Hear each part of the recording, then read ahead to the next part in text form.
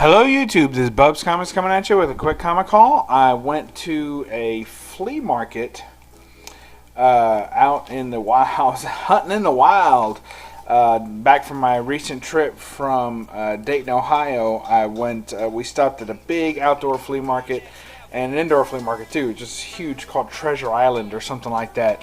And they had all kinds of stuff, so here's what I picked up. Most of these books were $1, some were like $1.50, and I don't remember which ones were which, so that's how it goes. So, first up, we have Sensational She-Hulk number 3.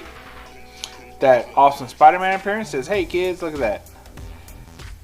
This is my 3rd issue, time for an obligatory guest star, and here he is now." So there's some great burn action there.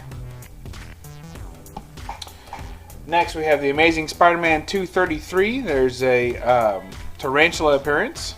I like Tarantula. I think that's pretty cool. Here is Spider-Man 13, McFarlane run Spider-Man. I think that's pretty awesome. Goes well with the number ones. I know I give George Perez a lot of flack because I just don't. I think he's like a poor man Schomburg.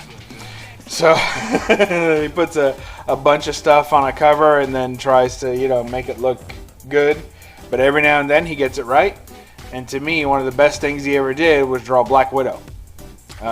So here's Marvel Fanfare number 11.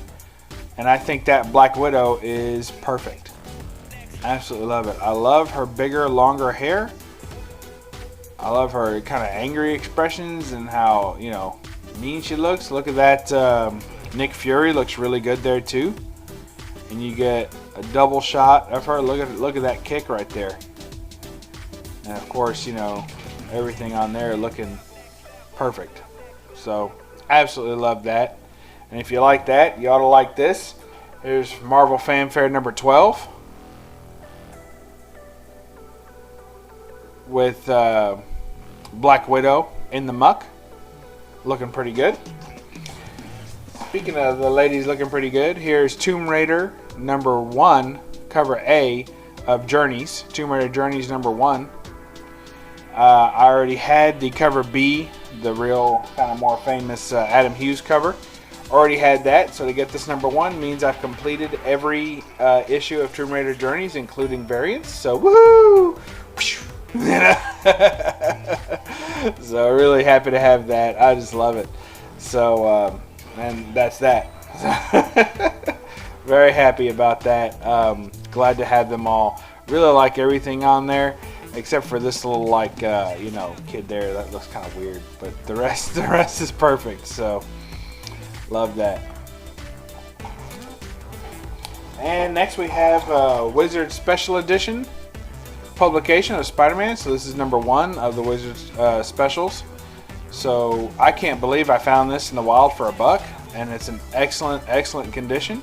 So now I'm only a few away from the of the run of these. There's only like 6 or 7 or so of these Wizards Special Editions, and I'm only missing a few of them. So look out for that. I know a place that has a lot of these Wizards, so I might try and hunt them down because now I'm only missing a few, and I really like them.